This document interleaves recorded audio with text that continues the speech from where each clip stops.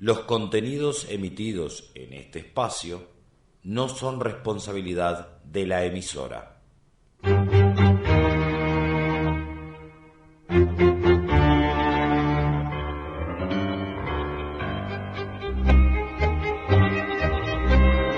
A continuación, en la mañana de la 94.5 FM del Pueblo, La Otra Radio, las opiniones que importan.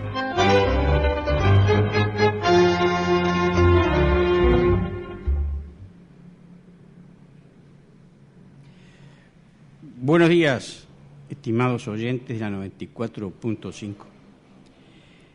Una enorme falange de opinólogos, politólogos, estadistólogos y aún economistas al servicio del capital transnacional, así como presidenciables y secretarios de presidenciables y ayudantes de presidenciables, etcétera, saturan por estos días los espacios televisivos y la prensa escrita, las radios, los muros, y toman por asalto las calles con parlantes ocupados en convencer al pueblo que cada uno de ellos y su partido es lo mejor para el país.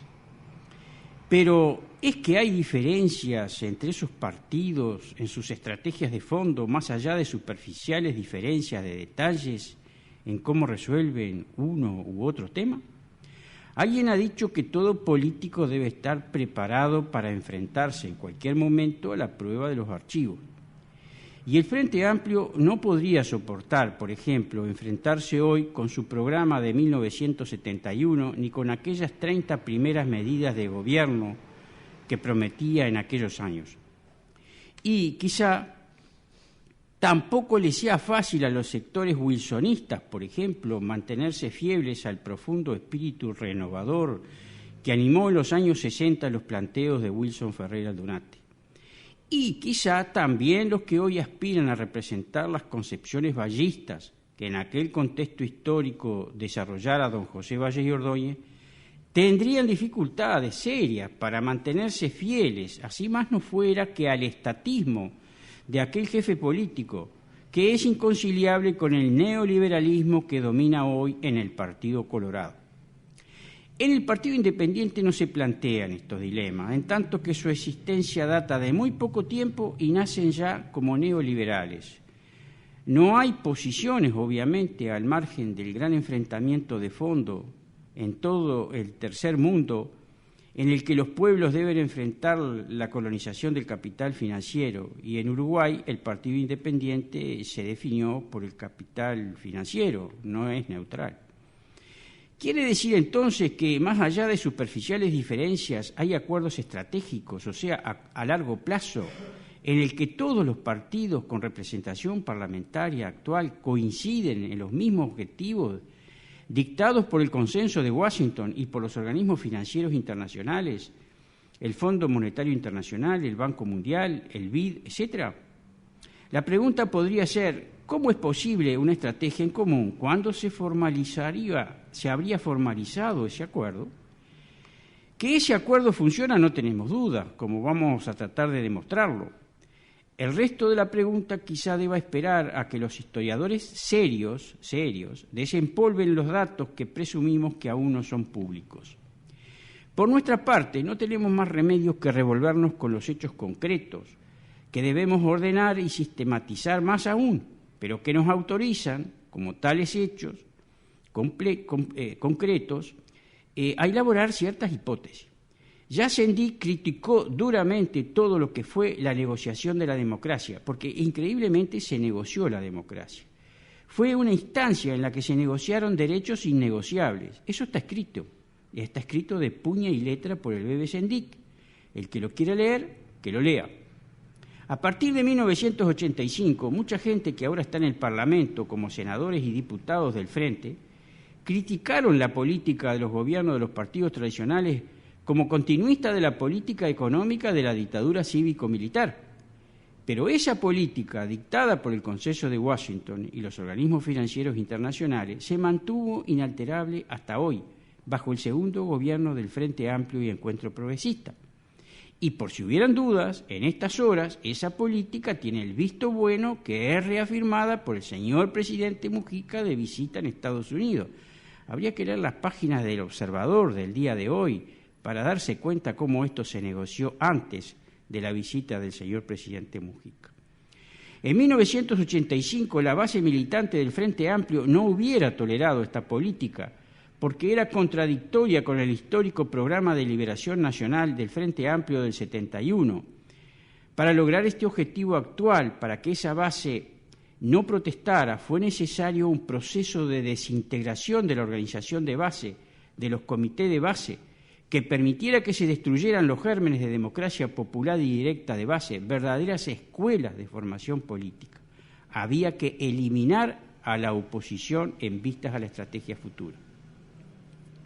A partir de que ese proceso de desarticulación de las bases fue ganando fuerza, impulsados por connotados dirigentes como por ejemplo Esteban Valente y Enrique Rubio, hay que leer los reportajes de Marta Harnecker a estos dos dirigentes, es para llorar.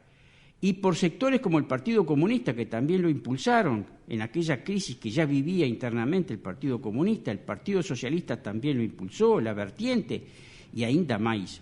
Entonces, aparecen documentos de respaldo que expresan ese acuerdo, que como lo hubieran dicho los compañeros de otras épocas, muestran la existencia de un trabajo fraccional en el Frente Amplio. Es en ese contexto que aparece el documento Los 24, hay que acordarse de esas cosas, que cualquiera puede encontrar por ahí, y que más tarde, en la década del 90, es seguido por aquel famoso documento de Tabaré Vázquez, y el otro de Astori, y el otro de Asamblea Uruguay, que era prácticamente lo escrito por Astori. ¿Qué señalaba esto? Que el Frente Amplio estaba procesando un reacomodo interno de modo de consolidar una posición de fuerza de las corrientes neoliberales internas y unir a esas fuerzas.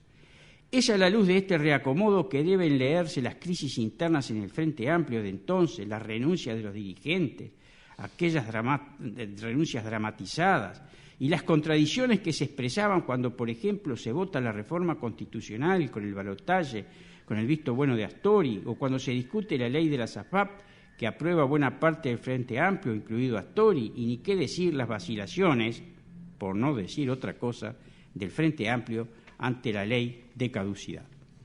El ayornamiento del Frente Amplio hacia el neoliberalismo atravesó también a los sectores que componen el Frente Amplio, por supuesto, siendo el ayornamiento del MPP quizá el más asombroso de ellos.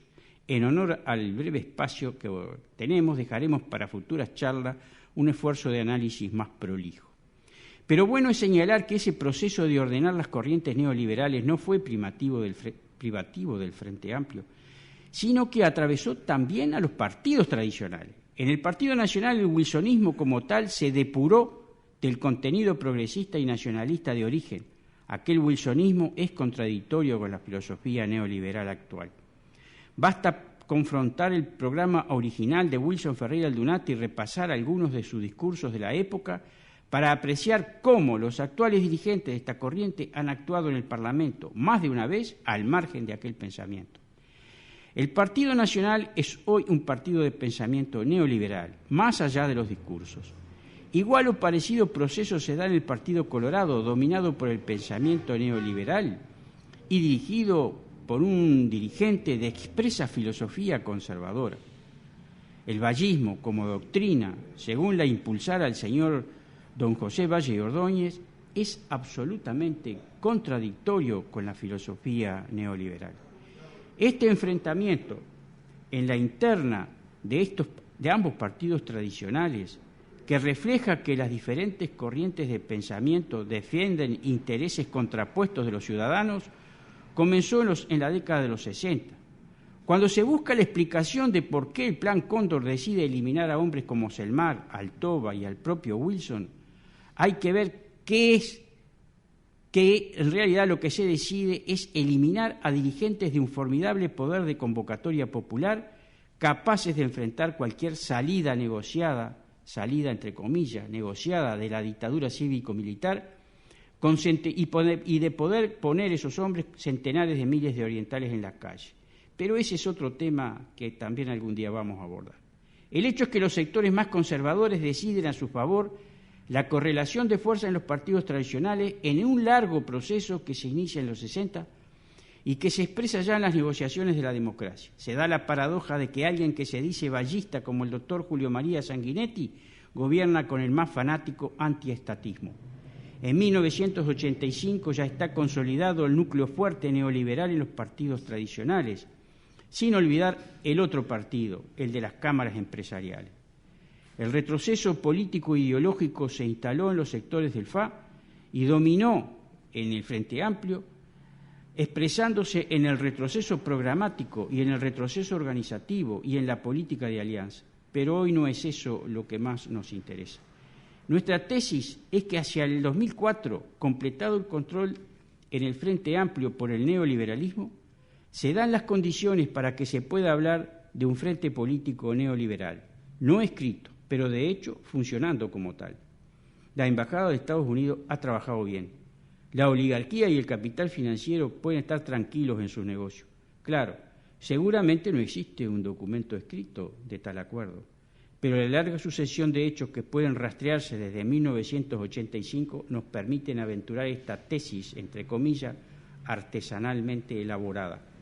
Incluso podríamos señalar que la falta de toma de decisiones contra, por ejemplo, aquella resolución del señor Beck Villegas de 1974, por la cual el país decidió que el país perdía su soberanía monetaria, nunca fue realmente encarada por el Frente Amplio ni el Encuentro Progresista, por más que el señor Astori hable de desdolarización de la economía. Es un dato para la tesis, pero hay más. En la próxima audición trataremos de dar datos e información acerca de cómo ha funcionado ese frente político neoliberal.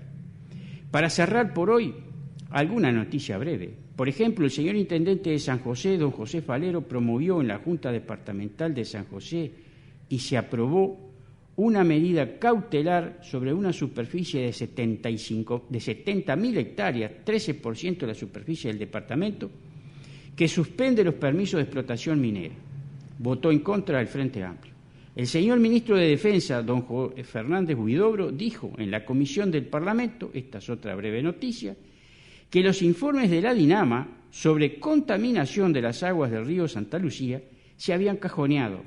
Y dijo además, exclamando con cierta pena, pobre de los que toman agua del Río Negro porque sus contaminantes superan los márgenes de seguridad. ¿Por qué no se trata más a fondo este tema? ¿Será porque los agronegocios protestarán? Vamos a volver en la próxima. Hasta entonces. Esto fue Las Opiniones que Importan, en la mañana de 94.5 FM del Pueblo, la otra radio.